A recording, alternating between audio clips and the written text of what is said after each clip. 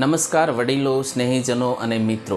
આજે આપણે સૌ એક એવા ગ્રંથની ઉજવણી કરીએ છીએ જે માત્ર પુસ્તક નથી પરંતુ માનવ જીવનની જીવવાની સંપૂર્ણ માર્ગદર્શિકા છે।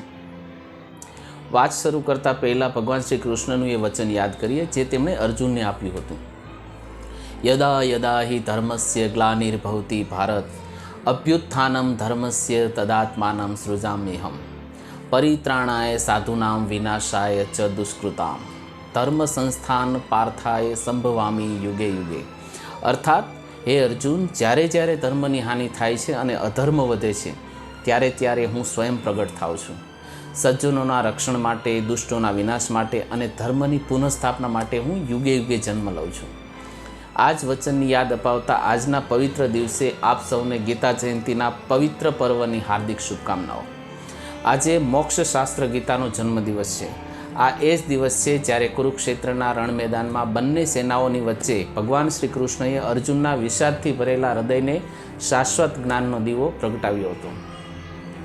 એક મિત્ર બનીને તેમણે અર્જુનને અને અર્જુનના માધ્યમથી સમગ્ર માનવજાતને જીવન જીવવાની ચાવી આપી હતી। મિત્રો, ગીતા આપણને શું શીખવે છે? ગીતાનો સાર એકદમ સરળ છે। કર્મ કરો ફળની આશા વગર, નિષ્કામ ભાવે અને નિરંતર।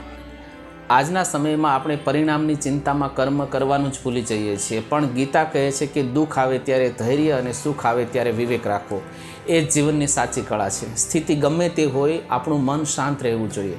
તો ચાલો આજે ગીતાના એક પણ શ્લોકને હૃદયમાં ઉતારીએ। માત્ર પૂજા નથી કરવી, પણ એક શ્લોક વાંચીને કે સાંભળીને અને એના પ્રમાણે આપણે એક નાનકડું કર્મ કરવાનું નક્કી કરીએ। તે કોઈ પણ હોઈ શકે, કોઈનું નાનું સત્કાર્ય, કોઈના ચહેરા પર લાવેલું એક સ્મિત, એક ક્ષમા કે પછી એક નિસ્વાર્થ સેવા। મારા વક્તવ્યના અંતમાં બસ એટલું જ કહીશ કે ગીતા જયંતિના આ પાવન દિવસે ભગવાન શ્રી કૃષ્ણની કૃપાથી આપ સૌનું જીવન શાંતિ, સમત્વ અને સાચા આનંદથી ભરેલું રહે, એ જ મંગલ કામના। જય શ્રી કૃષ્ણ।